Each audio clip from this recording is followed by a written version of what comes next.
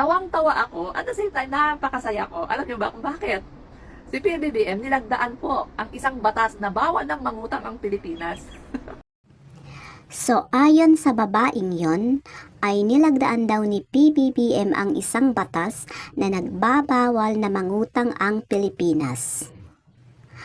Ano kayang Republic Act number ng batas na yon? Tignan natin kung totoo ang mga sinabi niya o nagpapakalat lang ng fake news. So in our search bar, I type, what law did PBBM sign prohibiting the Philippine government from borrowing money?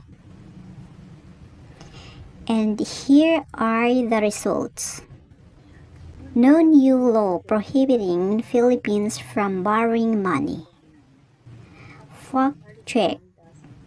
Maharlika Fund law doesn't prohibit Philippines from borrowing money. No new law prohibiting Philippines from borrowing money.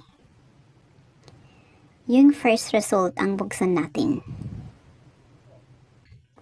Fact check. No new law prohibiting Philippines from borrowing money. False.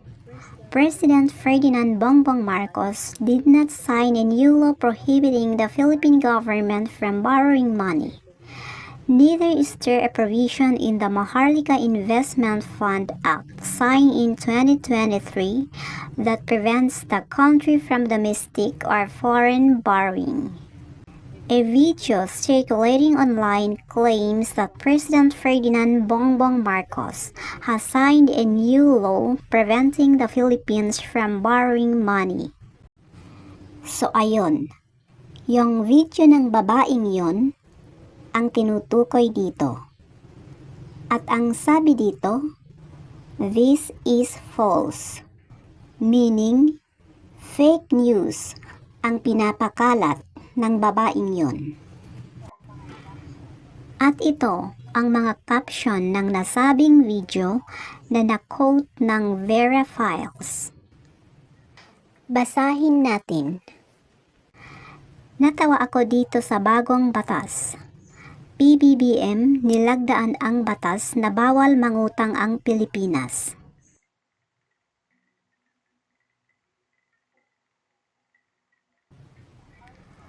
Maharlika Investment Fund, pinirmahan na ni PBBM. Isa ng ganap na batas. Ito na, nilagdaan po ni PBBM yung batas.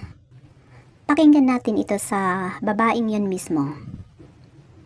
Ito na nilagdaan po ni PBBM yung batas na bawal ng mangutang ang Pilipinas sa ibang bansa. So yung uupong presidente sa 2028, hindi na siya pwedeng mangutang. So pagkasyahin niya, i-budget niya yung mga yung nakokolektang tax, yung tax from taxpayer. Again, this is false. The Maharlika Investment Fund Act, signed into law by the President in 2023, does not prohibit the government from borrowing money either. So wala nga talagang nilagdaan na batas si PBBM na nagbabawal sa gobyerno ng Pilipinas na mangutang sa ibang bansa. Kaya basura lang talaga ang pinagsasabi ng babaeng yun.